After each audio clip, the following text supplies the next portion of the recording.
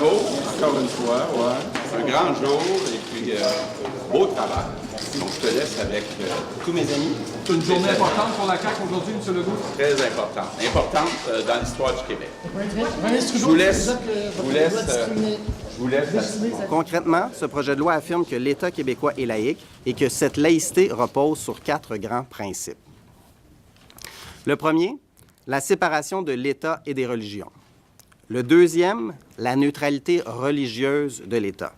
Le troisième, l'égalité de tous les citoyens et citoyennes. Et le quatrième, la liberté de conscience et la liberté de religion.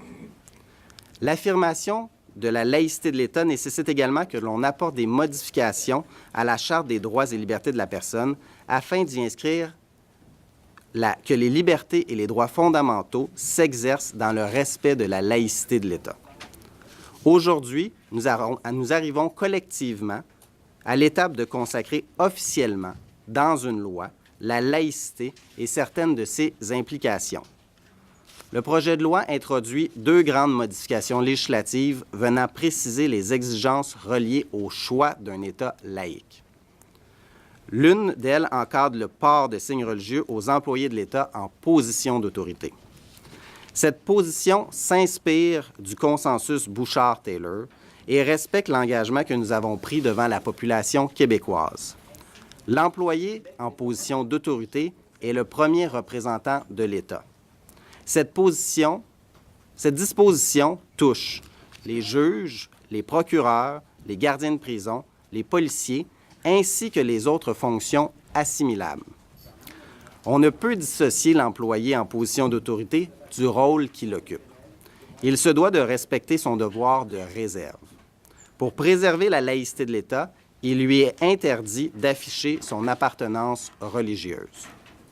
Cette mesure s'applique aussi aux directeurs et aux enseignants des écoles primaires et secondaires publiques. Il va de soi que ces personnes sont des figures d'autorité pour les élèves. Nous prévoyons une clause de droits acquis pour les personnes déjà en fonction au moment de la présentation du projet de loi. Ainsi, une personne actuellement en poste pourra porter un signe religieux, mais seulement si elle conserve la même fonction dans la même organisation. Nous agissons ainsi afin de faire respecter les conditions qui prévalaient au moment où les personnes ont été embauchées. Le projet de loi prévoit que les services publics doivent être rendus à visage découvert.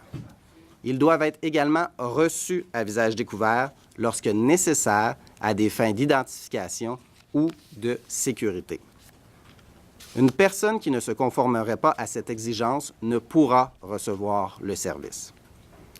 D'autre part, et en cohérence avec les objectifs du projet de loi, il est prévu qu'aucun accommodement ne pourra être accordé en ce qui concerne l'interdiction de porter un signe religieux, les services à visage découvert et le devoir de neutralité religieuse. Ceci mettra fin au flou entretenu par la loi 62 du précédent gouvernement. Au Québec, c'est clair que pour des raisons d'identification ou de sécurité, les gens doivent découvrir leur visage. C'est le minimum auquel s'attend la société québécoise.